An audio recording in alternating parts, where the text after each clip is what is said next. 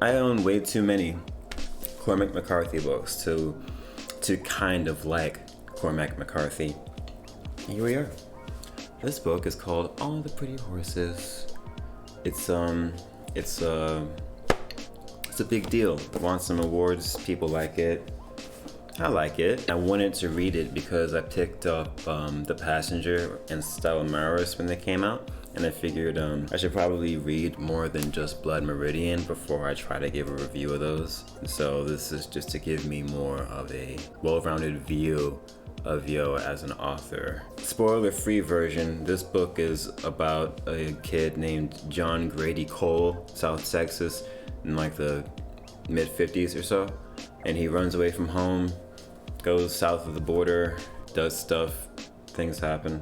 It's the journey that counts. It's not the things. Nothing that happened like struck out at me as like, oh, this is so poignant. I feel so seen. It wasn't really about me, which is fine. A book can be not about me, but it wasn't in itself terribly interesting. It seemed more like an experiment that an author would make to make a story following the template of the hero's journey.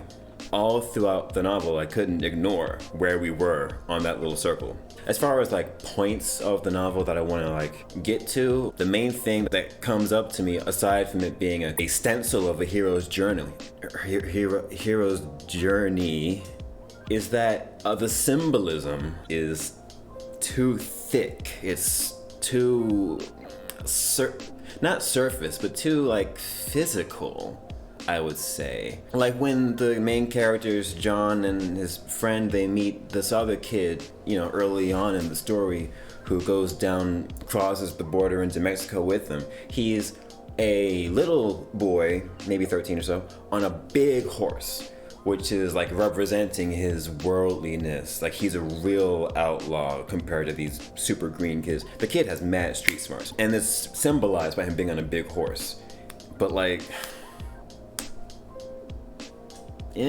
every symbol felt that way. Whenever you see like a wild animal in this book, instantly based on the number of the animals or the description of those animals, who they represent, and what's going to happen to them. It felt limited. Like there's more with symbolism you can do. McCarthy knows this, but he chose not to. McCarthy just decided, let's keep it boring, keep it bare bones for the story. And he did just that. Before I forget, and I was really gonna just let this slide, Yo's writing is, I get it, okay? McCarthy is at war with punctuation, I accept that. But what is the deal with his writing? Every word is and this and that and this and that and then there's a section here that just like, it came out like after he gets stabbed up, he freaking has a moment and the writing is like, I don't know what it's supposed to be. Quien está, he said, but no one spoke back. There was someone there and they had been there. There was no one there. There was someone there and they had been there and they had not left, but there was no one there. Why? What is that supposed to be? Because that just so breaks the flow of like storytelling. Why are you doing this? Every time he breaks into some like faux lyrical mode, it's such a hard shift from the bare bones explanation of what's happening. That is like, why are you suddenly trying to be this different author? Or if this is the same author, why is it so obvious to me that you're changing like that? Okay, let me just get into like what happens in the story. You can skip over here, or you can just skip this entire video. It doesn't matter what happens. Uh-oh. That's mean. I'm being mean. No, I want people to stay and watch my content and subscribe and join my Patreon, because now we're doing a paywall because I'm a fake booktuber. Good. Okay. So the kid, oh no, I'm sorry, this is a different book. John Grady Cole, Matt Damon, he lives in Texas in the 50s with this dad who's world weary. He's seen it all. He's no longer interested in life. John Grady Cole is 18. He wants a whole life ahead of him. I mean, he wants to live life. He wants to like experience adventure. And that, I assume, is why him and his buddy travel south. They both run away from home at the same time. I don't really know if there's like an actual reason why his ranch was sold to, I guess, someone else, and so he doesn't really have a ranch thing, and all he knows is like horsing around. And also, like, there's a sense that the Old West is dying, because like him and his buddy, they ride horses everywhere, but it's the 1950s, everyone's got cars, you know what I'm saying? So he doesn't really fit in with the new world, so he goes down to Mexico when there's like less of like, couldn't say there's like less cars, it's just the world that he finds down there is his world. I'm sure he could have found his world in the States too, but I don't know. Sometimes you do stuff and you don't know why, right? So he goes down to Mexico, him and his buddy and the third kid that I mentioned that they met, who's like a badass. He's like super street smart, and like in a way that if those two kids knew better, they would be freaking scared of Yo. But you know, I was scared of the kid, you know, because you don't know that guy.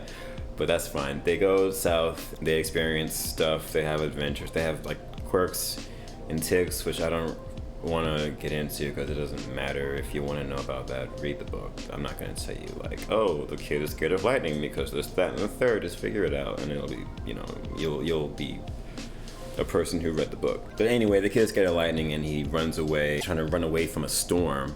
So his horse runs away because he abandoned the horse. And so he's with the other two, and his horse was corralled by someone in a town down there. And he decides, well, it's my horse, I'm getting it back. So they plot on stealing his horse back. And they do, and they run away from the law because now they're horse thieves in a country they don't belong in. But then they split away from that kid, and the other two, they meet some guy who runs a ranch down there, and they work for this guy, breaking horses, you know, doing the rodeo thing. John Cole has the hots for the boss's daughter. What are you gonna do?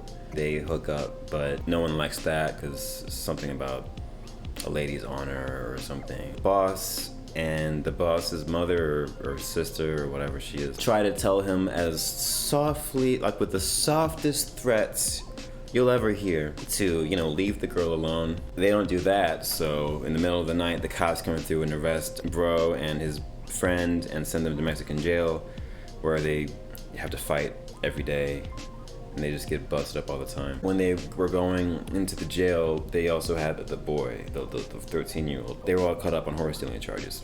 Shocking. Midway to the prison, the guards drag the boy out into the field and they kill him, which is like, whoa. A guy gets into a fight, John Grady Cole gets into a fight down there with the guy who's trying to kill him, and he kills the guy to get into a knife fight.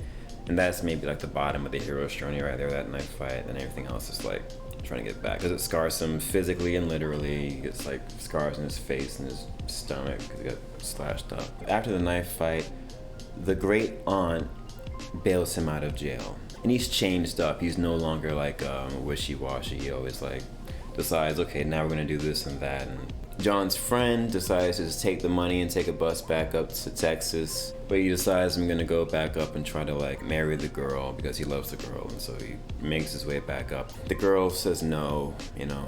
John eventually goes and takes revenge on the sheriff that arrested them at first for having the kid killed. Some real outlaw adventure thing.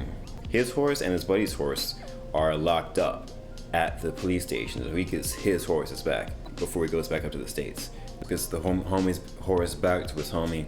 That was the bookend. Something about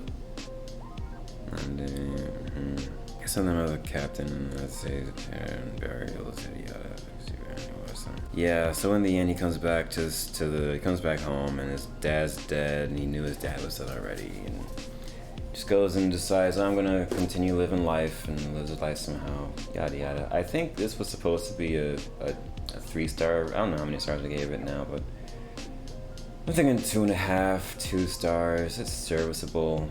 Yeah. What did I write? Final thoughts. Yeah. So I mean, Stoner did it better, right? The Red Pony did it better, because like the whole thing about a hero's journey is that you come back, but you're different. And this kid like wanted to have adventure in life, and he came back just completely not the same. Like his dream didn't manifest the way he wanted.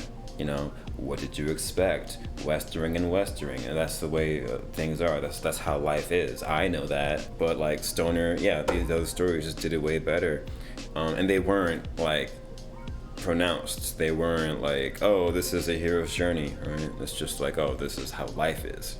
This is more of a story than like a reflection of life, but it's a story trying to explain how life is, but it doesn't reflect life like that. It reflects stories. It's a meditation on stories, not a meditation on life, even though the story is about life. Get what I'm saying? It's not how it should be, yada yada. But I'm just a guy, right? I'm not a literary critic. I'm just a dude with internet access. So this book has won the, National Book Award? You know, I talk to the people out here who are like, oh, the Border trilogy is fantastic. And I'm, you know what, look, I'm not saying I'm right. This is just how this is how I'm taking it, right? So all you smart people who are well read, know stuff about literature, you got to let me know what am I missing from the story that makes it worthy of so much praise, or am I being too harsh on it, or am I just missing something? I kind of liked it, right? I kind of liked it, but like, is it great? It's not as good as Blood Meridian. So I guess next video is gonna be Breakfast at Tiffany's. Yeah, okay, see you then.